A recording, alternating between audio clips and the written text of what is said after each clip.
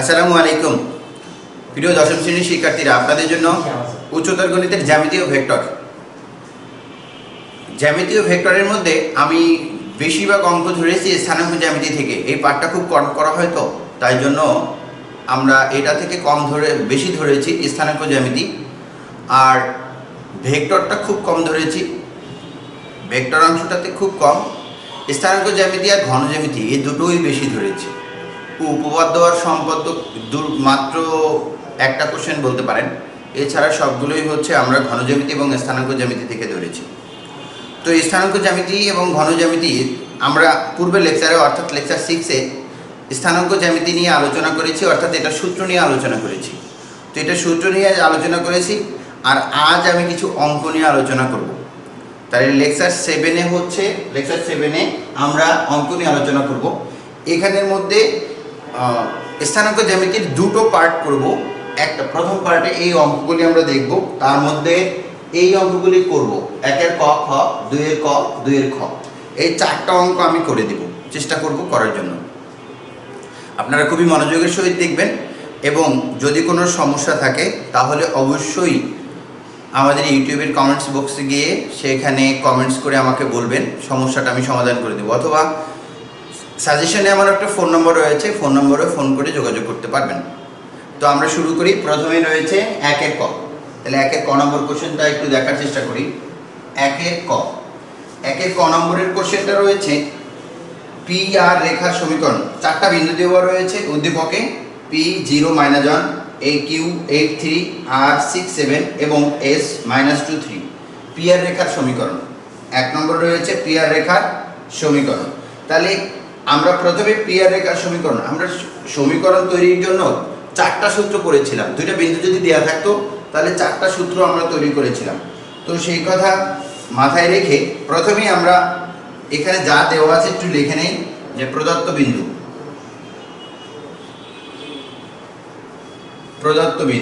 তাহলে প্রদত্ত বিন্দু আমার দরকার এখানে পি আর। তাহলে পি আর আরটা নিয়ে নেই। প্রদত্ত বিন্দু পি আর আর, পি হচ্ছে কত? পি হচ্ছে 0, -1, আর আর হচ্ছে 6, 7। এবার পি আর রেখার সমীকরণ। পি আর রেখার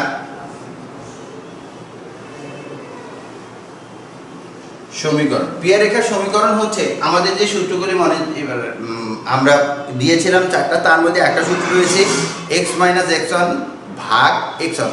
3 নম্বর সূত্রটা x1 - x2 = y - y1, y1 - y2।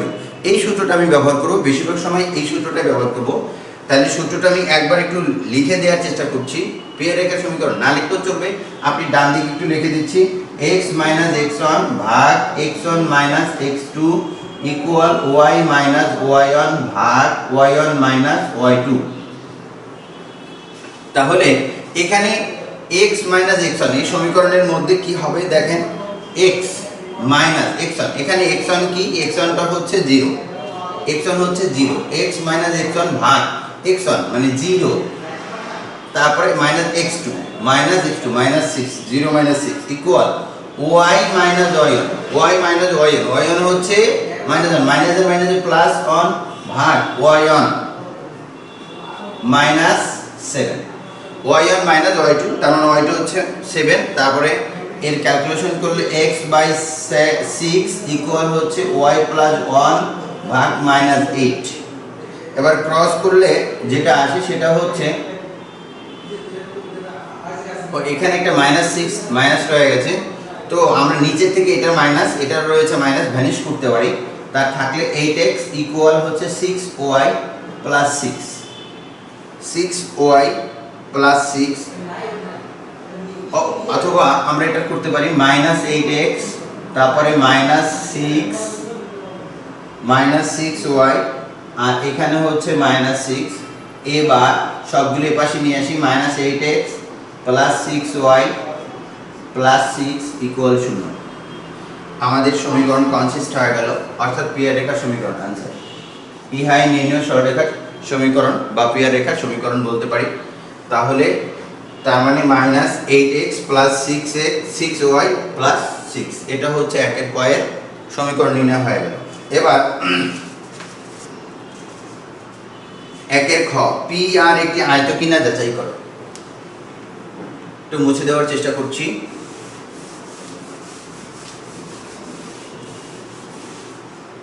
একের খ এর মধ্যে রয়েছে একটি আয়ত কিনা যাচাই করতে বলছে, একের খ। তাহলে এখানে 4টা বিন্দু রয়েছে। তো এই খ নম্বর কোশ্চেনটা যেভাবে আমরা সলভ করব, এটা আমরা সবসময় মনে রাখবো, ঠিক একই স্টাইলে সব কোশ্চেনগুলি সলভ করার চেষ্টা করব।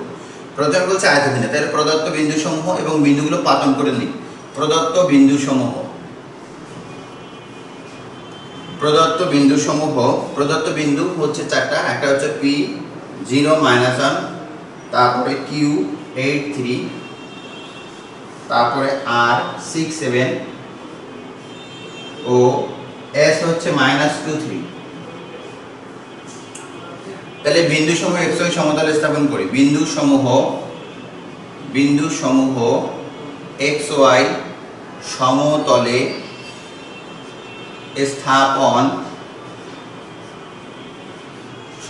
স্থাপন করি। xy সমতলে স্থাপন করি। xy সমতলে স্থাপন করার চেষ্টা করছি। এটা x অক্ষ, এটা y অক্ষ, x ড্যাশ y ড্যাশ।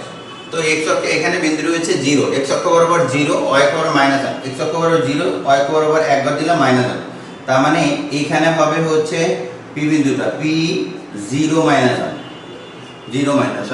তারপরে q 8 ঘর, 1 2 3 4 5 6 7 8, এলো 8 ঘর। আর y ঘর 1 2 3, এলো 3 ঘর।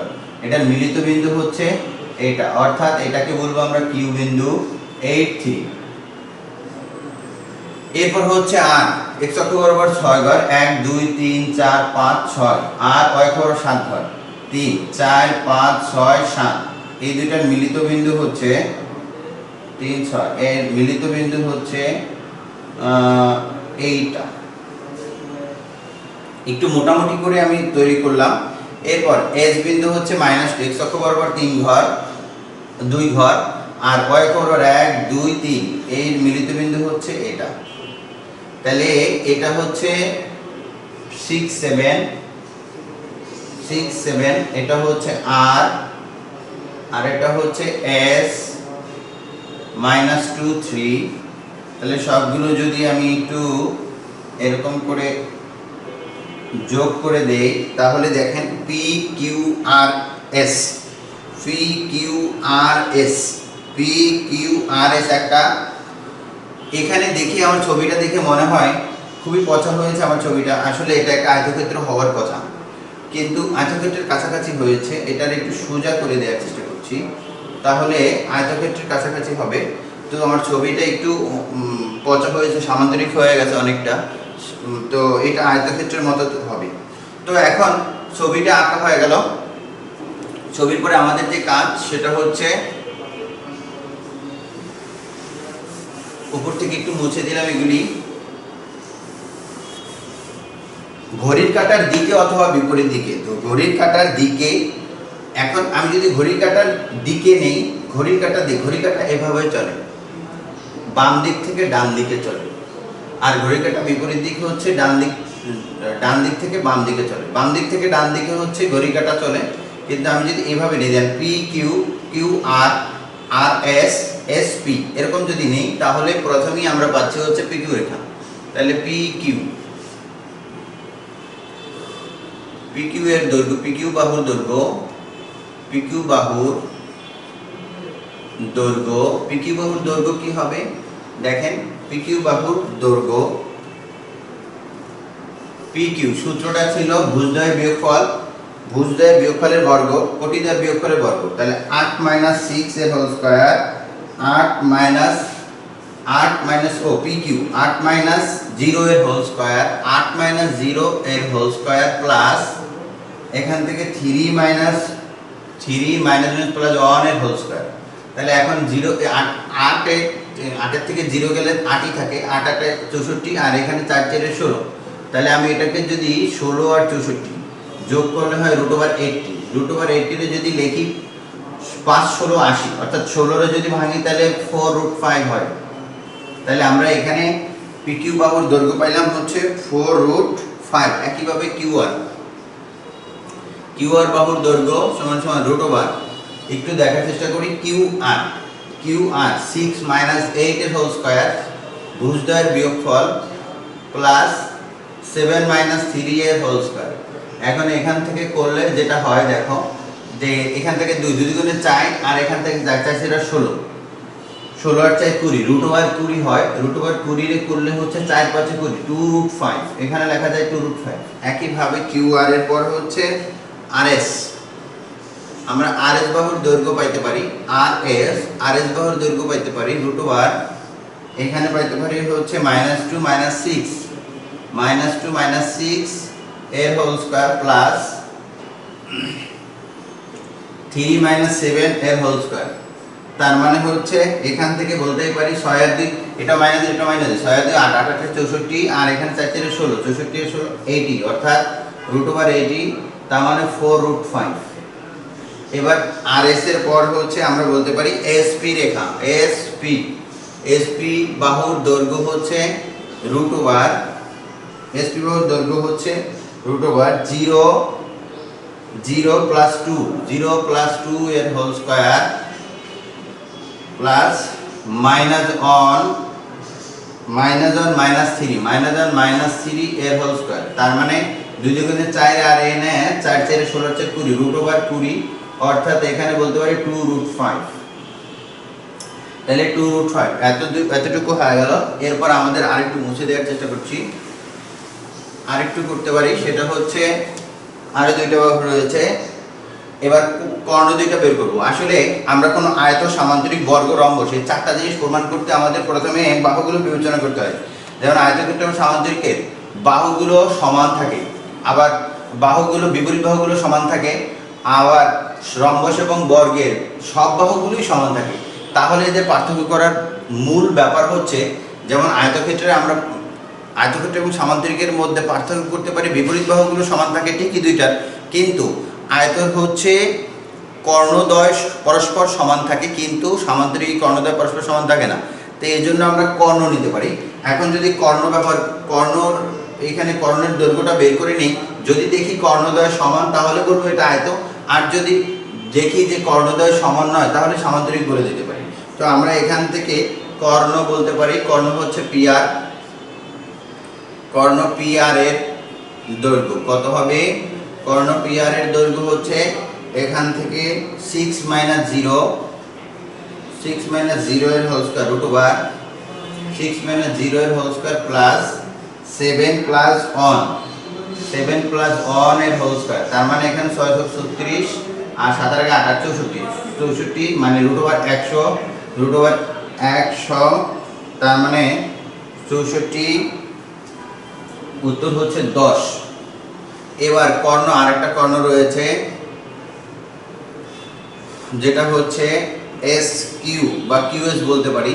কিউএস এর দৈর্ঘ্য হচ্ছে √QS, তার মানে হচ্ছে -2 - 8 এর হোল স্কয়ার প্লাস 3 - 3 এর হোল স্কয়ার। তার মানে এখানে হচ্ছে 8 আর 2 10, 10 এর স্কয়ার 100, √100 ইকুয়াল হচ্ছে 10। তার মানে আমরা 4টা বাহু পেয়ে গেলাম আর কর্ণও পেয়ে গেলাম। তাহলে এখন এটা আয়ত নাকি সামান্তরিক বলে দিতে পারবো। তো তাহলে কিভাবে বলবো? যেহেতু দেখা যাচ্ছে যে এখানে PQ ইকুয়াল হচ্ছে RS এবং QR ইকুয়াল হচ্ছে SP। PQ equal RS, QR equal SP, অর্থাৎ বিপরীত বাহুগুলো সমান। এবার কর্ণ PR ইকুয়াল কর্ণদ্বয় সমান QS, তাহলে কর্ণদ্বয় সমান, বিপরীত বাহুগুলো সমান। তাহলে আমরা লিখতে পারি বিপরীত বাহুগুলো সমান,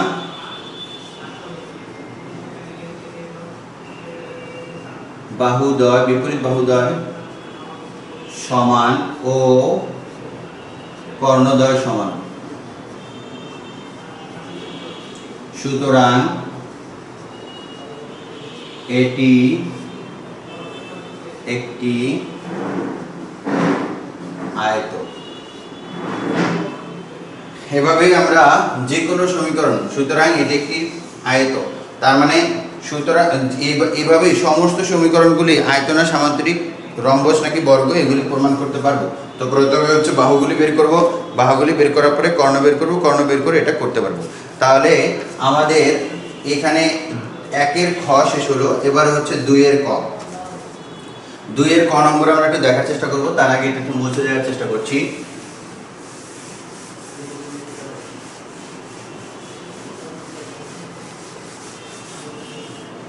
2-এর কয়ে রয়েছে y = x - 8, y = -2x + 10 এবং y = 2। সমীকরণ তিনটি একটি ত্রিভুজের তিনটি বাহু, একটা ত্রিভুজের তিনটা বাহু। তারপরে হচ্ছে প্রথম সমীকরণ x অক্ষের সাথে কত ডিগ্রি কোণ উৎপন্ন করে তা নির্ণয় করো। x এখানে বলা আছে যে প্রথম সমীকরণটি x অক্ষের সাথে কত ডিগ্রি কোণ উৎপন্ন করে, x অক্ষের সাথে কত ডিগ্রি কোণ উৎপন্ন করে তার সমীকরণ নির্ণয় করতে বলছে। তো 1 নম্বরে এখানে 2-এর ক নম্বরে আমরা বলতে পারি, দেওয়া আছে y = x - 8, যা y = mx + c এর সাথে তুলনা করে পাই।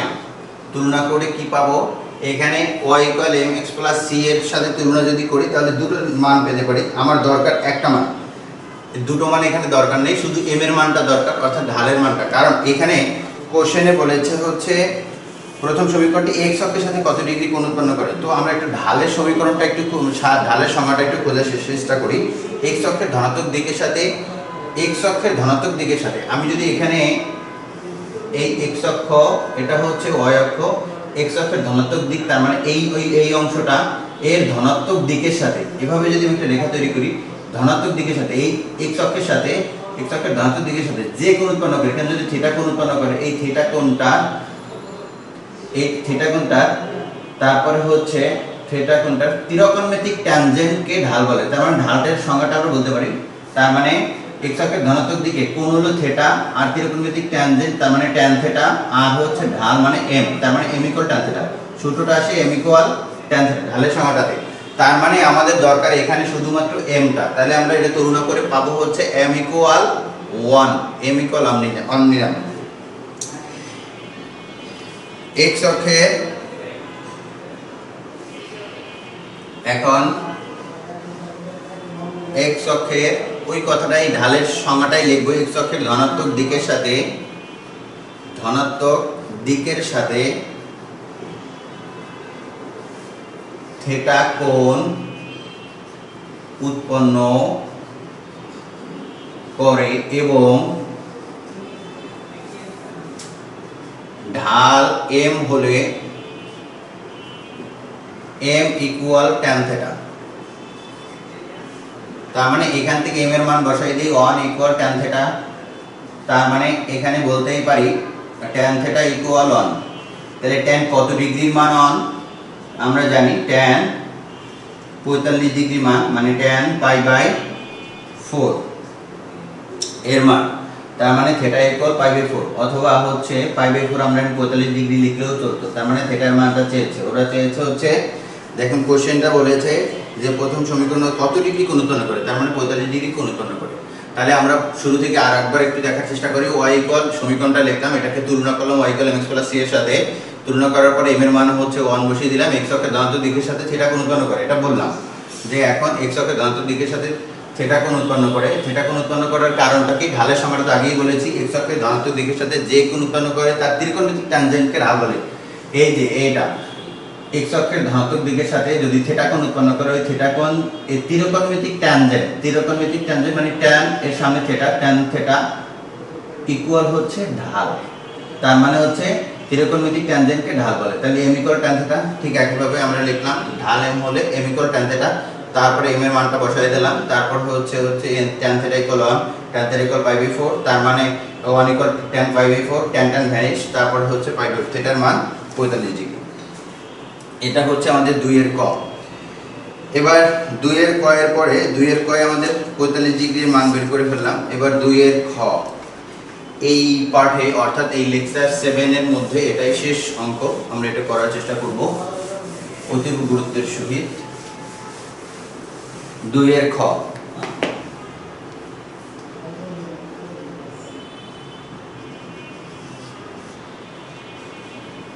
দুইয়ের ক্ষয়ে রয়েছে প্রদত্ত রেখা ত্রয়।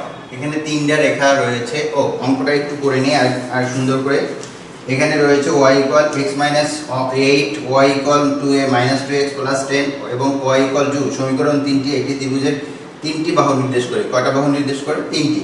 এরপর বলছে খ নম্বরে ত্রিভুজটির ক্ষেত্রফল নির্ণয় করতে। এখন সব সময় আমরা দেখতাম ত্রিভুজের ক্ষেত্রফল নির্ণয়ের জন্য দুটো নিয়ম ছিল। একটা নিয়ম ছিল হচ্ছে বাহুর দৈর্ঘ্য এবং অর্ধপরিসীমা, এটা দ্বারা একটা শুধু ক্ষেত্রফল বের করতাম। √s × s - 1 s - 2 s - a s - b s - c √s × s - a s - b s - c এই সূত্র। আরেকটা বের করতাম হচ্ছে বিন্দুগুলো দিয়ে। যেমন সব বিন্দুগুলো দেয়া থাকলে তারপরে বিন্দুগুলো আমি পরপর বসিয়ে যেতাম, তা প্রথম বিন্দুটা শেষে আবার রিপিট করতাম, এভাবে বিন্দুগুলো থেকে আবার বের করতে পারতাম। তাহলে দুটো ওই। তো এখানে আসলে কোনো ওই করা যাবে না, কারণ কি এখানে দেখা যাচ্ছে দেওয়া আছে রেখা, আমার কোনো বিন্দু বা বাহুর দৈর্ঘ্য কোনো কিছুই দেয়া নেই। তো আমরা আসলে এই রেখা দুটো থেকে আমরা চেষ্টা করব এই বিন্দুগুলি বের করার। তারপরে বিন্দুগুলি বের করে তারপরে হচ্ছে xy সমতলে বসাবো, তারপরে এটারে রিপিট করব। তার মানে একটু শুরু থেকে চেষ্টা করছি। প্রথমে প্রদত্ত রেখা ত্রয়। একটা হচ্ছে y = x - 8, এটা হচ্ছে 1 নং। আর একটা হচ্ছে y = -2x + 10, এটা হচ্ছে 2 নং। y = 2, এটা হচ্ছে 3 নং। 1 নং হতে পারে, 1 নং হতে পারে। এখন এখানে নিলাম y = x - 8। এটা এখানে বলা আছে যে কোশ্চেনটাতে আবার একটু দেখার চেষ্টা করছি ত্রিভুজটির ক্ষেত্রফল। ত্রিভুজের রেখা 3টি একটা ত্রিভুজের বাহু নির্দেশ যখন করেছে তখন এই রেখাটা অবশ্যই দুইটা অক্ষরে ছেদ করেছে বা রেখাটা অবশ্যই দুইটা অক্ষরে ছেদ করে। এখন দুইটা অক্ষরে ছেদ করার জন্য আমরা যদি x অক্ষরে ছেদ করে তখন কোটি = 0 লিখে তারপরে মানগুলি বসিয়ে দেই। এরপর মানগুলি y এর মান কোটি 0 বসাই, তারপরে হচ্ছে মান পেয়ে যায়। ঠিক একইভাবে উল্টো কাজটাও করে থাকি। কিন্তু এখানে আজকে আমি একটা নতুন নিয়ম শেখাবো, যেটা হচ্ছে আগেও একাধিকবার বলেছি, কিন্তু খুবই সহজে এই সমীকরণটা থেকে এই বিন্দুগুলি পাওয়ার চেষ্টা করব। একটা সমীকরণ থেকে বিন্দুগুলি পাওয়ার জন্য দুইটা অক্ষরে যদি ছেদ করে তখন মূল সমীকরণটা হলো x/a + y/b = হচ্ছে 1। তো তখন x অক্ষের ছেদিত বিন্দু পাওয়া যায় হচ্ছে a0 এবং y অক্ষের ছেদিত বিন্দু পাওয়া যায় হচ্ছে 0b। তো এই সমীকরণটা দ্বারা আমরা এটা করার চেষ্টা করব। তাহলে আমি এই মডেল তৈরি করার চেষ্টা করি, x/a y/b = তার মানে x - 8 = হচ্ছে y, সাইড চেঞ্জ করে ফেললাম। তারপরে x - y = 8। তারপরে 8 দ্বারা ভাগ করলে যেটা হয় x/8, আর এখানে প্লাস y - 8 = হচ্ছে 1। তার মানে অলরেডি x/a + y/b = 1 এই সমীকরণ চলে আসে। তো এই সমীকরণ যদি চলে আসে তাহলে আমরা বলতে পারি এটা এই একটা অংশ x অক্ষরে ছেদ করবে অর্থাৎ এই অংশটা। তাহলে এখান থেকে এই এতটুকু ছেদিত অংশ যদি হয় 8 আর y অক্ষ বরাবর টোটালি যায়নি, তার মানে এই বিন্দুর স্থানাঙ্ক হবে 80 আর এই বিন্দুর স্থানাঙ্ক হবে 0 - 8। তার মানে হচ্ছে এখান থেকে এতটুকু দূরত্ব যায়, এখান থেকে এটার দূরত্ব হচ্ছে x, এটার থেকে এতটুকু দূরত্ব হচ্ছে -8, এরকম চিন্তা করব। তো x অক্ষের ছেদিত বিন্দু কি হবে? আমরা x অক্ষের ছেদিত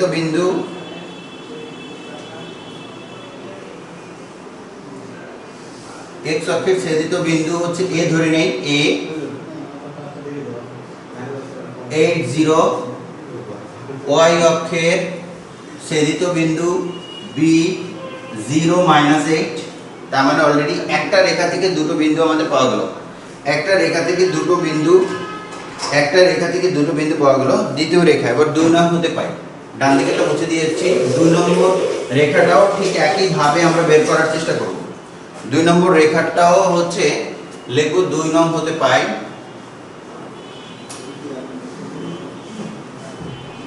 y equal -2x plus 10। এখানে 2x টা বাম দিকে নিলে 2x plus y equal হচ্ছে 10। তার মানে 10 ভাগ করে দেই, 2x ভাগ 10 প্লাস, কারণ আমি ওই সমীকরণে তৈরি x বাই a ওই সমীকরণটা তৈরি করার চেষ্টা করছি। তার মানে x by 5 plus y by 10 equal 1। তার মানে এটার থেকে x অক্ষের ছেদিত বিন্দু কি হবে? x অক্ষের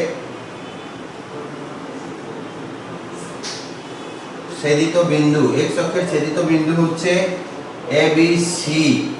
তার মানে 50, এটা c ধরলাম ছেদিত বিন্দু, এটাকে c ধরলাম 50। আর y অক্ষের ছেদিত বিন্দু কি হবে? y অক্ষের ছেদিত বিন্দু হচ্ছে d 0 10 ধরলাম। এবার 3 নং হতে পাই। তাহলে 3 নং হতে পাই। 3 নং হচ্ছে y equal to, এখন এটা হচ্ছে x অক্ষের, যা x অক্ষের সমান্তরাল,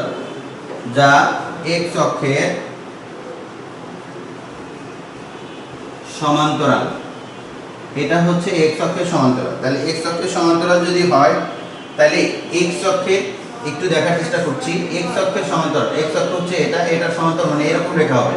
তো এরকম রেখা হলে এখান থেকে দেখেন এই বিন্দুর স্থানাঙ্কটা কেমন হবে? এই বিন্দুর স্থানাঙ্ক হবে এইখান থেকে এতটুকু যতটুকু গিয়েছে y অক্ষ বরাবর, তার মান হচ্ছে 2 আর x হচ্ছে 0, তার মানে 0 2, স্থানাঙ্কটা হচ্ছে 0 2 y অক্ষের ছেদিত বিন্দু। তার মানে x অক্ষের সমান্তরাল, অতএব y অক্ষের ছেদিত বিন্দু y অক্ষরে ছেদ করবে, y অক্ষের ছেদিত বিন্দু a b c d, এটার e ধরে নেই, e হচ্ছে 0 2, আমরা এটা ধরে নিলাম a b c d। তাহলে y অক্ষের ছেদিত বিন্দু। এখন বিন্দুগুলো আমি স্থাপন করব।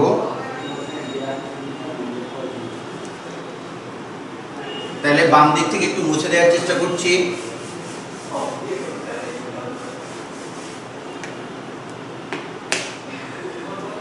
xy তলে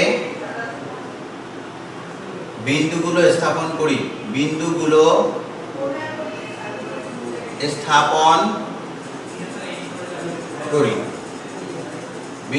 স্থাপন করব xy তলে। x অক্ষ এটা হচ্ছে y অক্ষ। তাহলে x অক্ষ হচ্ছে প্রথমে যে বিন্দুটা হচ্ছে 8 0, x অক্ষ বরাবর 8 ঘর, 1 2 3 4 5 6 7 8। এখানে এটা হচ্ছে 8 0, এই বিন্দুটা ধরলাম হচ্ছে 8 0। পরে হচ্ছে 0 -8, 0 y অক্ষ বরাবর নেগেটিভ দিকে 8 ঘর, 1 2 3 4 5 6 7 8, 0 -8 নেগেটিভ দিকে 8 ঘর, এটা হচ্ছে 0 নেগেটিভ দিকে -8। আচ্ছা, এই বিন্দুগুলি আমি ধরলাম না, এই বিন্দুগুলির a b c d এগুলো একটু মুছে দেই। এর কারণ রয়েছে, কারণটা একটু পরে দেখাচ্ছি। a b, এটা এই আরেকটা বিন্দু পাইলাম, যে বিন্দুটা এটা, তার মানে আমি এই বিন্দুটা যদি যোগ করে দেই, তার মানে এই রেখার সমীকরণ ছিল 1 নম্বর রেখার সমীকরণটা ছিল, 1 নম্বর রেখাটা ছিল এরকম, এটা ছিল 1 নম্বর রেখা। এবার হচ্ছে 2 নম্বর রেখা, 2 নম্বরটা 5 0। তাহলে 5 0 নিচ্ছি, 5 0 x অক্ষ বরাবর 5 ঘর, 1 2 3 4 5 ঘর y ঘর, এটা 5 0 y বরাবর টোটালি যায়নি, x অক্ষ বরাবর হচ্ছে 0 ঘর, y অক্ষ বরাবর 10 ঘর, 1 2 3 4 5 6 7 8 9 10। এখানে এটা হচ্ছে 0 10 আর এটা হচ্ছে 5 0। তার মানে এই রেখাটাও টেনে দেই, এই রেখাটাও টেনে দিলাম। এরপর হচ্ছে আর একটা বিন্দু 0 2, তার মানে x অক্ষ বরাবর 0, x অক্ষ বরাবর 0, y অক্ষ বরাবর 2 ঘর 1 2। এটা যদি আমরা এখান থেকে টানি,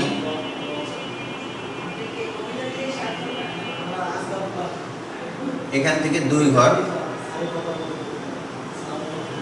এই যে এইখান থেকে x অক্ষ বরাবর 2 ঘর টানলাম, এটা হচ্ছে x ইকুয়াল টু y, যেটা x অক্ষের সমান্তরাল, x অক্ষের সমান্তরাল, y ইকুয়াল টু যে সমীকরণটা ছিল x অক্ষের সমান্তরাল। তার মানে 1 নম্বর রেখা ছিল এটা, এটা ছিল 2 নম্বর রেখা, এটা হচ্ছে 3 নম্বর রেখা। এই তিনটা রেখা আমরা তৈরি করে ফেললাম। এখন বলেছে যে এই রেখাগুলি সমান একটা ত্রিভুজ তৈরি করতে। তো তিনটা রেখাই মিন করে এরকম কোনো জায়গায় আমি কোনো ত্রিভুজ তৈরি করব। তিনটা রেখাই মিন করে, অর্থাৎ দেখেন তিনটা রেখা, এখানে এ একটা মিলিত বিন্দু দিলাম, আর এ একটা মিলিত বিন্দু দিলাম, আর এটা একটা দিলাম। তার মানে এটাকে যদি আমি এ বলি, এটারে যদি ভি বলি, এটারে সি বলি, তাহলে এই তিনটা, তার মানে এই রেখাটা, এই রেখা এর নাম কি হবে? x অক্ষ বরাবর ডান দিকে 6 ঘর, y অক্ষ বরাবর নেগেটিভ দিকে -2, তার মানে 6 -2। বি, এটা হচ্ছে x অক্ষ বরাবর এখানে হচ্ছে 10 ঘর। আসলে এটা গ্রাফ পেপারে আঁকলে এই রেখাগুলি তোমার জন্য স্পষ্ট হতো। এখানে 10 ঘর আর পজিটিভ দিকে আরো 2 ঘর। এরপর হচ্ছে এদিকে এখানে সি হচ্ছে x অক্ষ বরাবর 4 ঘর আর y অক্ষ বরাবর হচ্ছে 2 ঘর। অর্থাৎ এ বি সি এর বিন্দু তিনটা আমরা পেয়ে গেলাম। তাহলে এ বিন্দু হচ্ছে 6 - 2, একটা বি হচ্ছে 10 2, আর হচ্ছে সি হচ্ছে 4 8। তাহলে ছেদিত বিন্দু থেকে সব বিন্দুগুলি পেয়ে গেলাম। এখন মানে দেখা যাচ্ছে, দেখো আমি যদি এই ছবিটা স্পষ্ট করার জন্য আমি ওই আগের বিন্দুগুলো মুছে দিই, আগের বিন্দুগুলো মুছে দিই,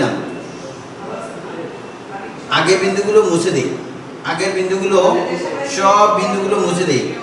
একটু দেখার চেষ্টা করি। আগের বিন্দুগুলো মুছে দেওয়ার পর দেখো এখন এ বি সি একটা ত্রিভুজ হয়ে গেছে। তো এই ত্রিভুজের ক্ষেত্রফল আমরা বের করার চেষ্টা করব। ডান দিক থেকে একটু মুছে দিয়ে এই ত্রিভুজের ক্ষেত্রফলটা বের করব।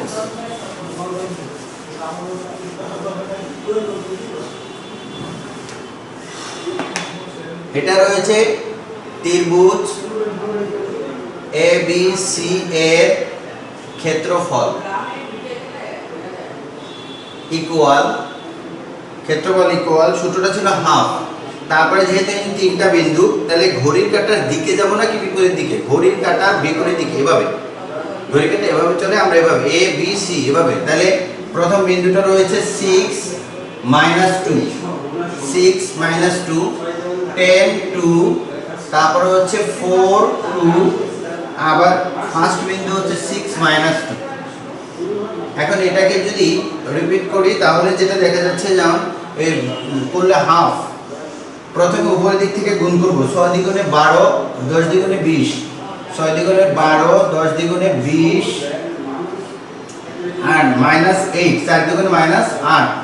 এবার ওইটা দিক উল্টো দিক থেকে নেগেটিভ রয়েছে একটা, প্লাস আর মাইনাস মাইনাসে প্লাস 20, আর হচ্ছে -8 -12।